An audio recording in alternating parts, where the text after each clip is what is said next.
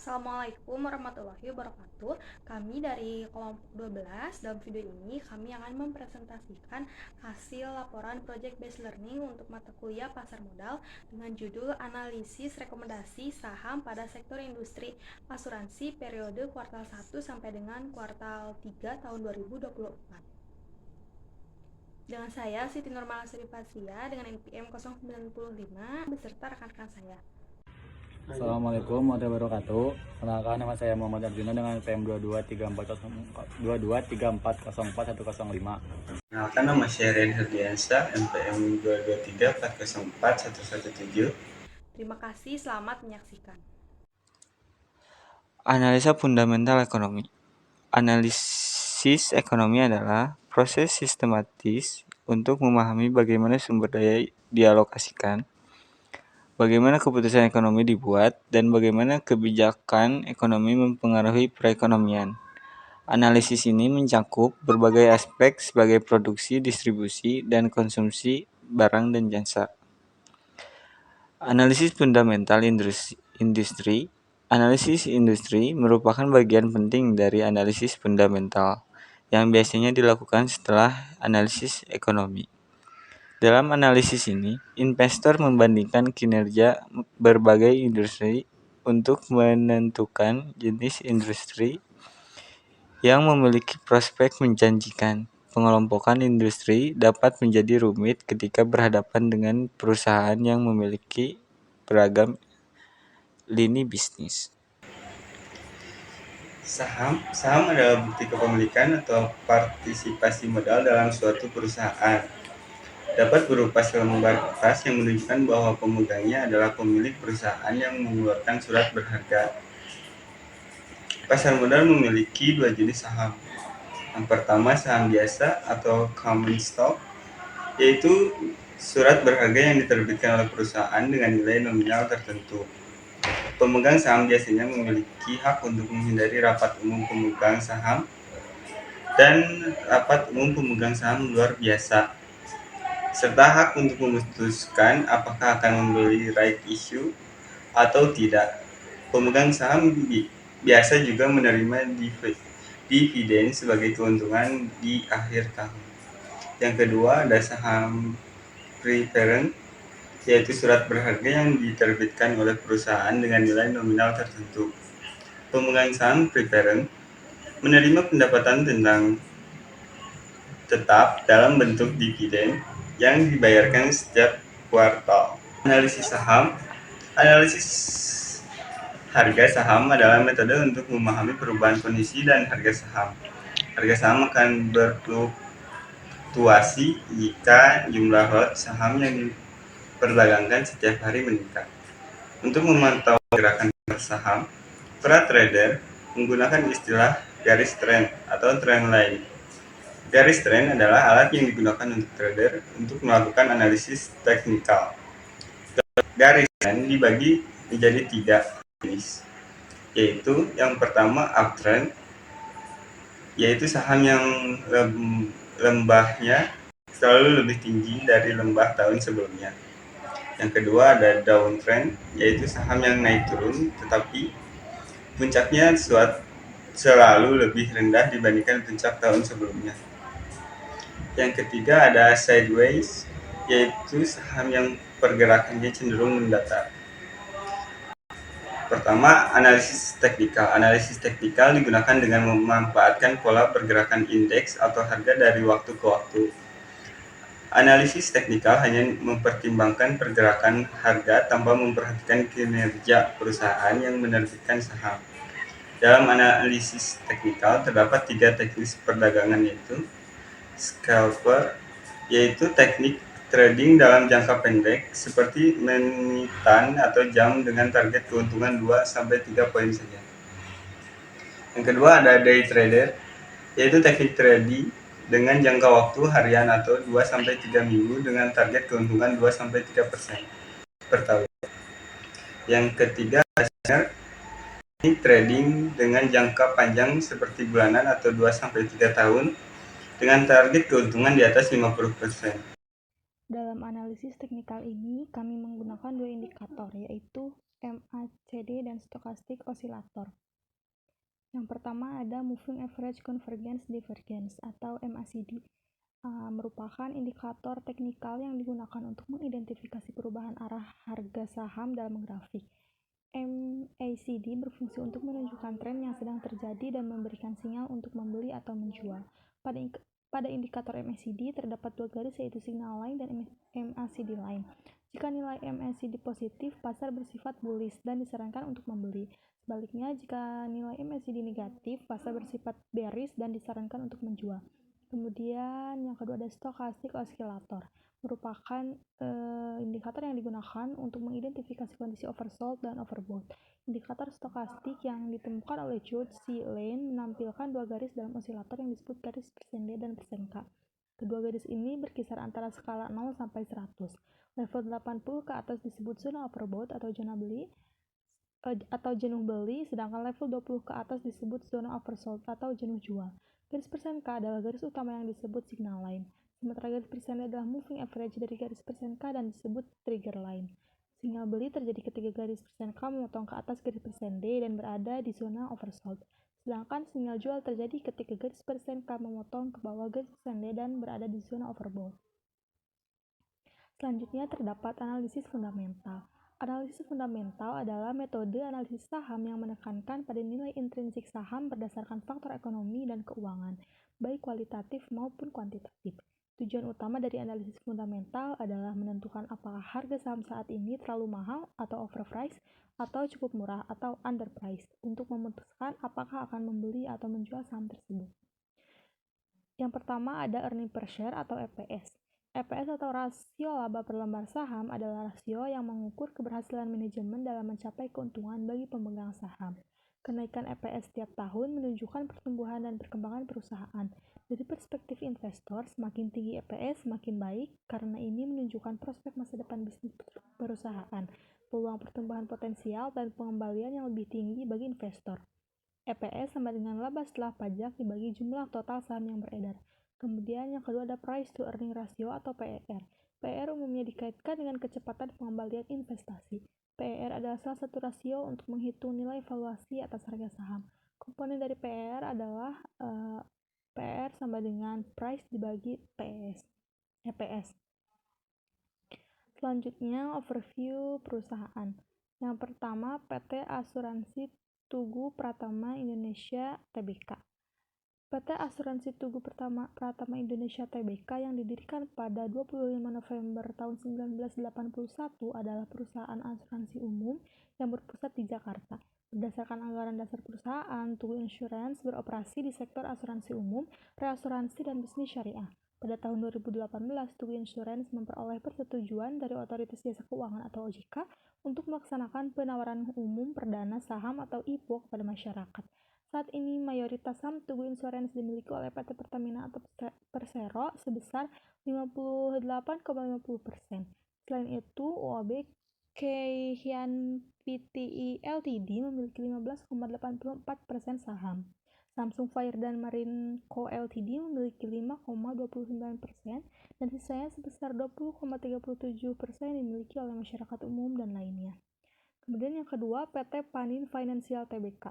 Panin Financial yang sebelumnya bernama PT Panin Life Tbk didirikan pada tahun 1974 sebagai perusahaan yang bergerak di bidang asuransi jiwa dan tercatat di Bursa Efek Indonesia, dahulu Bursa Efek Jakarta, sejak tahun 1983.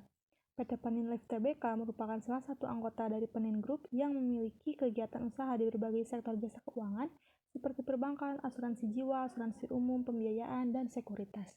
PT Asuransi Dayun Mitra Tbk. PT Asuransi Dayun Mitra Tbk adalah perusahaan asuransi umum yang didirikan pada 1 April 1982. PT Asuransi Dayun Mitra Tbk merupakan perusahaan asuransi yang menyediakan berbagai layanan produk asuransi seperti asuransi kebakaran, asuransi kendaraan, asuransi uang, asuransi pengiriman atau kargo, asuransi rekayasa, asuransi kecelakaan diri, dan berbagai produk lainnya. Perusahaan ini terdaftar di Bursa Efek Indonesia dengan kode saham ASDM dan merupakan bagian dari grup Equity Development Investment. PT Asuransi Bintang Tbk. PT Asuransi Bintang Tbk adalah salah satu perusahaan asuransi umum yang berpengalaman di Indonesia, yang didirikan pada tanggal 17 Maret 1955 oleh mantan pejuang kemerdekaan 1945, yaitu Sudarpo Sasrosatomo, Idham Wibowo, Panglaikim, Ali Budiarjo, Rostam Munaf, Jr. Kusman dan Ismet, dan dengan terus-menerus meningkatkan kualitas sumber daya manusia serta sistem dan prosedurnya. PT Asuransi Bintang Tbk terus tumbuh dan berkembang dalam kurun waktu lebih dari 5 dasawarsa. Asuransi Bintang Tbk sudah terdaftar dan diawasi oleh Otoritas Jasa Keuangan atau OJK dengan izin usaha bernomor KFW 6648 MD 1986 dari Departemen Keuangan Republik Indonesia, Direktorat Jenderal Moneter Dalam Negeri. Analisa ekonomi makro. Secara keseluruhan, perekonomian Indonesia triwulan 3 2024 menunjukkan pertumbuhan stabil sebesar 4,95%. Meski di tengah tantangan global, inflasi terkendali di level 1,71%, didukung kebijakan pengelolaan pangan yang efektif. Sementara itu, investasi dan konsumsi rumah tangga menjadi pendorong utama. Stabilitas nilai tukar rupiah dan cadangan devisa yang kuat memperkuat kepercayaan investor. Dengan relasi investasi mencapai Rp 1,239,3 triliun, pengelola fiskal yang dibijakan menjaga defisit anggaran di level 0,68% PDB. Dengan kombinasi kebijakan yang solid, ekonomi Indonesia mampu mempertahankan momentum pertumbuhan yang berkelanjutan. Analisis industri asuransi di Indonesia menunjukkan sejumlah alasan kuat yang menjadikan sebagai sektor yang layak dipertimbangkan untuk investasi saham. Salah satu keunggulan utama industri adalah stabilitas jangka panjangnya. Secara keseluruhan, industri asuransi di Indonesia menawarkan kombinasi stabilitas jangka panjang, peluang pertumbuhan yang besar, diverifikasikan portofolio cadangan modal yang kuat, dan dukungan regulasi yang baik. Dengan potensi pertumbuhan yang menjanjikan dan pengelolaan risiko yang terstruktur, sektor ini dapat menjadi pilihan investasi saham yang menarik dengan prospek keuntungan jangka panjang yang menguntungkan. Selanjutnya terdapat analisis fundamental saham dilihat dari earning per share dan price to earning ratio. Yang pertama ada PT Asuransi Tugu Pratama Indonesia Tbk. PT Asuransi Tugu Pratama Indonesia Tbk atau Tugu menunjukkan fluktuasi kinerja di mana EPS mengalami peningkatan pada kuartal kedua tetapi turun signifikan pada kuartal ketiga. Hal ini mengindikasikan bahwa kinerja perusahaan sedang menghadapi tekanan. PE rasio pada kuartal ketiga meningkat tajam, mencerminkan ekspektasi tinggi dari pasar meskipun profitabilitas menurun. Yang kedua yaitu PT Panin Financial Tbk. PT Panin Financial Tbk atau PNLF memiliki EPS yang relatif stabil dengan kenaikan di kuartal ketiga. PE rasio yang terus meningkat sepanjang tahun menunjukkan bahwa saham ini dinilai menarik oleh pasar. Konsistensi ini mencerminkan optimisme terhadap prospek perusahaan. Yang selanjutnya yaitu PT Asuransi Dain Mitra Tbk. PT Asuransi Dain Mitra Tbk atau ASDM mencatat penurunan signifikan dalam EPS pada kuartal ketiga yang tidak sejalan dengan peningkatan PE rasio. Hal tersebut menandakan bahwa saham ini berpotensi overvalued. Dan yang terakhir yaitu PT Asuransi Bintang Tbk. PT Asuransi Bintang Tbk atau ASBI menghadapi kerugian pada kuartal ketiga tercermin dari EPS negatif. PE rasio juga mencatat penurunan drastis. Hal tersebut menjadikan saham ini kurang menarik bagi investor. Yang selanjutnya yaitu terdapat analisa teknikal saham. Yang pertama pada PT Asuransi Tugu Pratama Indonesia Tbk. Tugu menunjukkan tren harga yang bullish dengan beberapa sinyal beli kuat berdasarkan MACD dan stokastik osilator. Namun volatilitas harga cukup tinggi sehingga memerlukan strategi investasi yang hati-hati. Yang selanjutnya yaitu PT Panin Financial Tbk. PNLF juga menunjukkan tren bullish yang stabil hingga September. Sinyal beli muncul secara konsisten terutama pada awal dan pertengahan Agustus. Hal tersebut menandakan bahwa saham ini diminati oleh investor dengan momentum positif yang lebih kuat dibandingkan Tugu. Kemudian yang terakhir yaitu PT Asuransi Dain Mitra Tbk dan PT Asuransi Bintang Tbk. ASDM dan ASBI tidak menunjukkan performa teknikal yang meyakinkan. Sinyal teknikal cenderung fluktuatif dan didominasi oleh tren sideways sehingga tidak direkomendasikan untuk investasi.